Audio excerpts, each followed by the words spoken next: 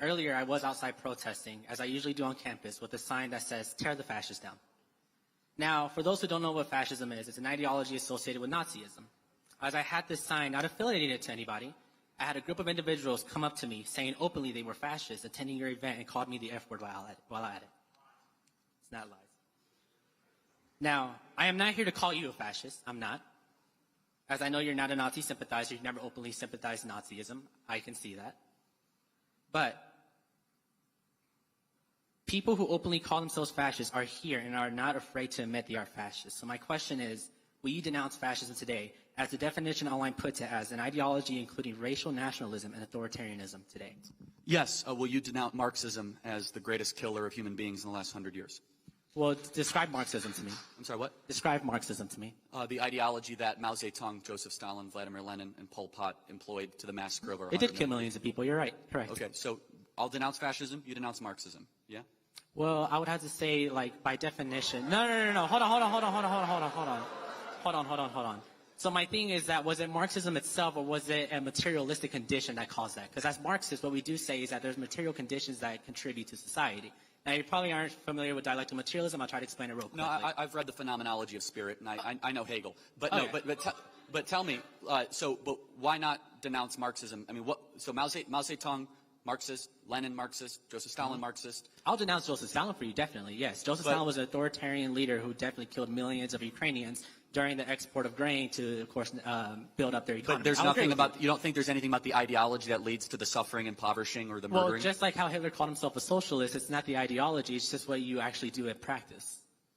Yes, he did call himself a socialist. Yeah. But he was not a Marxist. He was not, yeah. But the National Socialist Workers' Party is the actual name of Nazism. But where has Marxism ever worked? Well, I wouldn't say that Marxism itself has ever actually been tried. Now, of course, you can always say, like, oh, like, you know, that's an easy communist getaway question to it, right? Well, but Marxism has killed a lot more people than Hitler. Everywhere it's tried, it results in famine, impoverishing, death, destruction. I mean, every failed country on the planet right now, including North Korea, is some form of a Marxist dictatorship. Well, so why is it hard to denounce that? Because it's easier for me to denounce fascism. Why the struggle to just say, you know, Marxism, bad, evil, end of story? Why can't we agree on that? Well, because if you look at, I'll give the example of North Korea. What we did is that we went in there during the Korean War and destroyed all their factories, right? Now, what did this leave? This left an impoverished society where they now had no means to, of course, get their needs because their factories were destroyed. So that's number one on why North Korea. Now, I don't like North Korea. I'm just saying that's one reason why. Has nothing to do with the Marxist leader? Nothing? He's not a Marxist leader. I wouldn't consider himself a Marxist leader. So what ideology is his? So the ideology of Marxism is simply that workers own the means of production. The workers in North Korea do not own the means of production. Would they have private property rights in North Korea? They don't. Then who owns the means of production? The government does. Oh, okay. Yeah, but in a Marxist society, but in a Marxist and society, that would be Marxism. No, it's not, because the workers own the means of production, not the government. But who is the government? The government is the people, the bureaucrats. Oh, the bureaucrats who control the power. Okay, and that would be the people, the bureaucrats owning the means of production, otherwise known as Marxism? No. You're getting it all wrong. Literally, the word definition of Marxism is that workers own the means of production. Right. So where has that ever been tried or worked? You say it's never been tried ever? Yeah. Yeah, okay, got it. So even though the hammer and sickle and core Marxist ideology has been invoked repeatedly by these leaders, you're saying, no, not a Marxist. No, not a Marxist. No, not a Marxist.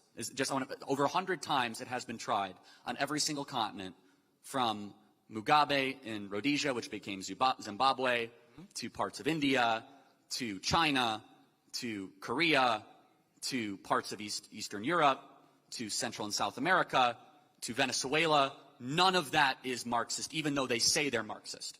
Well, it's tampering with Marxism, because you have sanctions and you bomb their countries. So, I mean, if you want to call that Marxism, then if you sanction and bomb them, I guess that's Marxism.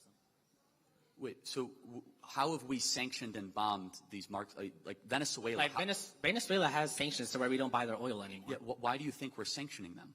Because they have Marxist ideologies that don't incorporate with capitalist ideology. Well, yeah, they're also like a quasi-terror state. But let's talk about Venezuela. Venezuela used to be rich and prosperous when they had the private ownership of minerals. Why is Venezuela now one of the poorest countries in South America? What ideology caused that? See, but that's the thing, though. It's not the ideology, it's the practice. Now, you could say the practice is Marxism, but again, do the workers own the means of production in that country? Somebody does. Yeah, somebody does, but not the workers. Yeah, the government owns. So, I mean, in like the purest form of Das Kapital Marxism, it is the government that comes in and abolishes private property. Correct? This is, of course, called, I think, the dictatorship of the proletariat, I think is what you're referring to. Right. So Yeah. let me ask you a question. So you believe in this like abstract Marxism that you don't ever want to denounce, even though it's been tried 100 times. But again, you say try, but we just said that it hasn't been tried because workers haven't owned the means of production. Okay, well, why do you think that is? Because they use the swan song of Marxism, and Marxism will always result in an oligarchy or a dictatorship. Okay. Because you know why? It's impossible to, quote-unquote, have the workers owns the means of production because we don't share well as human beings. That's why only someone that has, and with all possible due respect, an infant understanding of human nature can think communism can work, because we're self-interested at our core. And you have an economic system that is built not on private property, but on, quote-unquote, shared goods. You're going to have a dictator on top of it that is going to exploit and terrorize. And so you started this conversation by asking me to denounce fascism, which is responsible for about 10 to 15 million deaths, said ideology. I'm pleading you one more time to denounce Marxism, that is responsible for minimum 100 to 120 million deaths.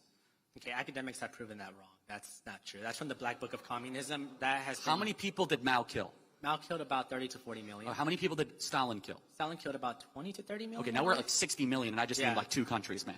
Okay? So, like, we're out of the gate, and we're at like 60 million, okay? Yeah. So, I can keep on going, right, if you want to talk famine, impoverishing, lowering of standard of living. But what I want to just reiterate as we close this out, there's this pathological fascination with fascism, fascism, fascism, and a complete ignoring that Marxism, which is the other side of the authoritarian coin, has been far deadlier, far more costly, and is far more popular. And I'll ask this final question. What do you think has a greater chance of catching on in America, fascism or Marxism? I would say fascism. Okay. You really think so? I really do believe that. Okay. The only way I would possibly agree with that is the left-wing fascists that shut up people on campuses and allow, try to stop freedom of speech. But it's just, I'm perplexed by your position and your inability and your unwillingness to denounce Marxism. I don't know how many, another 100 million people dead, maybe you'd change your mind. Thank you. Thanks.